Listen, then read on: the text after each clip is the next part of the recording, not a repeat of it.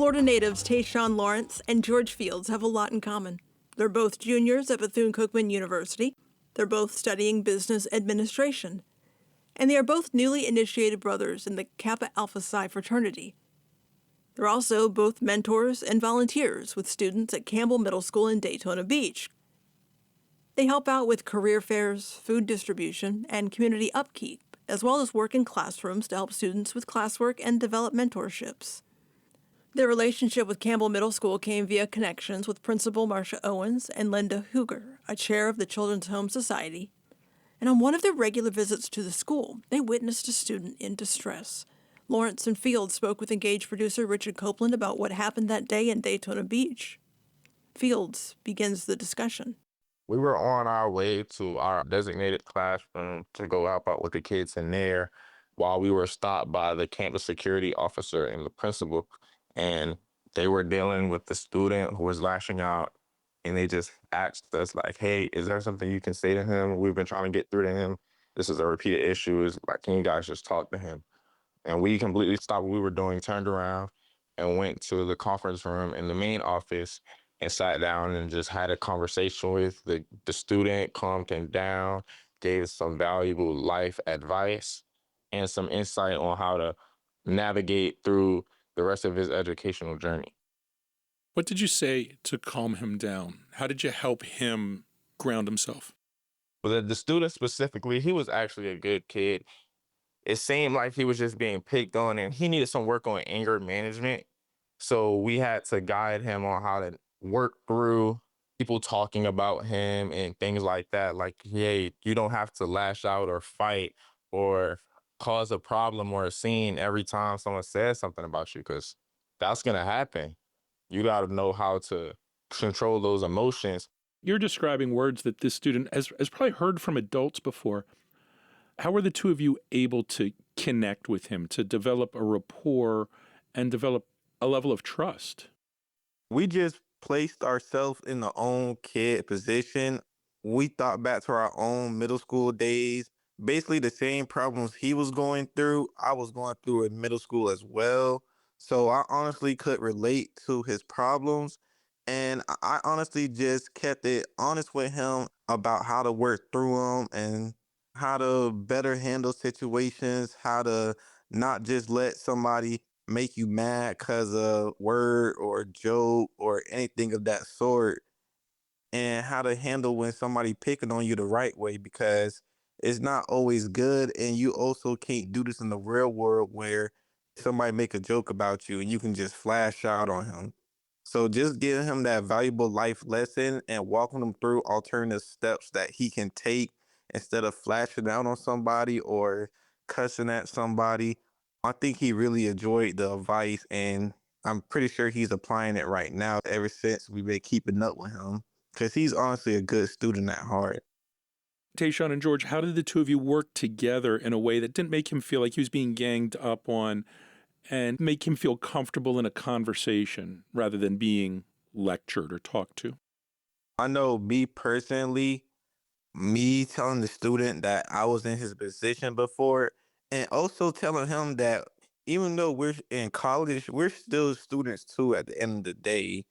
People may not realize, but even though we're in college and our age say adult, we're actually still students and kids. So a lot of the things that he was doing, I could honestly still relate to, because it wasn't that long ago when we was in high school or middle school as people think it was. It was only a couple years ago. So us telling him that, I think made him really more comfortable about us talking to him. And I think that's a significant part of that as well is, like you said, I mean, he's probably hearing these same things from faculty and the higher ups that he is already around. So what makes it different for him to hear it from us? Like I said, when we was talking to him, we really made him feel like we were coming from where he was. Because I know as a student, when especially when I was that age, it was hard to live to certain adults, because it's like, yeah, you can tell me all these things, but you don't know nothing about me. You don't know what I'm going through, this, and that. But I feel like him talking to somebody that understood where he was coming from and understood what he was going through, because I'm also a student that came up in poverty, that had anger issues and didn't have the best environment around me. So I understand. And I was still sitting in his face with a three-piece suit on a Wednesday. So just showing him that you don't have to let your environment make you. You don't have to just play into the stereotypes. These people aren't just telling you these things for no reason. They're telling you it because it's real. And the fact that I feel like he's hearing it from us now, two people that literally could have been sitting in the same chair that he was, it made a significant difference. Were these de-escalation skills that you learned somewhere, or were the two of you speaking from the heart and from the gut?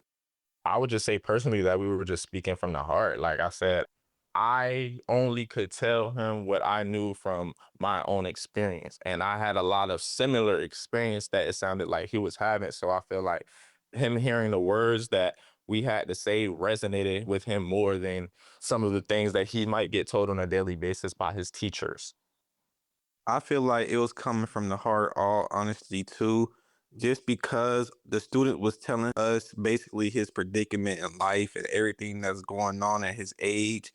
And me honestly just relating to him as somebody who was also don't come from the best of homes or the environment.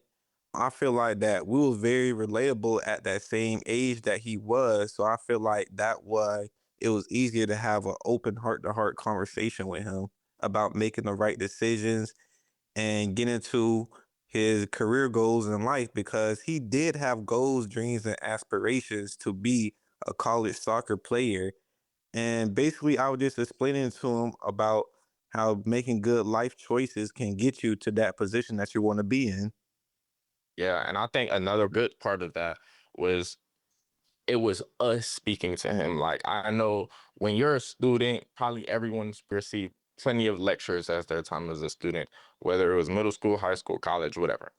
But it's hard to really listen to what those people got to say, especially when you come from that type of environment, because it's like you can be told all these things that you can do, but you can sit and look at the person that's lecturing and be like, you didn't come from where I came from. You don't have the same circumstances that I face. So it's not the same, but it's different because we put ourselves in his place and we let him know, yes, we might be here giving you a lecture when we was brought in by faculty and all these great things, but we came from where you came from. We were sitting in the same seat you were. We had the same circumstances you did. So it's not impossible. He's very capable of turning it around, and he actually has been. So that leads me to ask, how did this resolve? How did you guys leave this? And are you maintaining contact with the student? Me and Tayshawn specifically, we've been very busy in the past few weeks because we just got initiated into Kappa Alpha Psi Fraternity Incorporated. But we actually did go back over there. I think it was like a week or two ago, back at Campbell, and followed up with the student. And he hadn't been in any fights since we had spoke to him that day. And they said he was doing better with his grades. Is there an opportunity for him to take what he learned from you guys and share it with others? Most definitely. I think the knowledge that we gave him not only stood out to him, but I definitely think it's something that he's going to hold on to for a good period of time and possibly relay to his classmates or his friends or people that he's coming up with in that same type of predicament. What did this event teach you each about yourselves? Personally, I would just say like it just kept me going for the things that I'm already striving for. I realized that one of my purposes of being not only in school but just on this world is to inspire. I personally inspired multiple people since I've been in college, and I came from the streets of Baltimore, where college don't even get looked at as an option. I've inspired multiple people since I've been down here doing my thing to go back to school. And just being at Campbell that day and inspiring a younger group of kids, that just let me know that I need to keep doing what I'm doing because I'm doing something right. I can build off of what George said. The situation just really taught me the valuable and principles and patience and emotional intelligence that I have and that I'm trying to spread around the community of Volusia County, that I'm trying to spread at Campbell Middle School, that I'm trying to spread at Palm Terrace, Turkey, and other elementary schools around the county that just coming up in a rough environment or coming up as a bad kid or just coming up in Daytona in general, that you can be somebody in life. And me being that person that they can look up to, that's just all the satisfaction that I need, because little do I know it, I'm a lot of these kids' role models. So them just seeing that a black man can achieve, that a black man can walk in there in a three-piece suit, go to college, and have good grades and have a good life set up for them afterwards, just me demonstrating that to them, I feel like that just gives me the smile on my face that I need for them to just stay motivated and to want more out of life. Tayshawn Lawrence and George Fields are junior business majors at Bethune-Cookman University. Gentlemen, thank you for taking the time to speak with us. Yes, sir. It was great talking.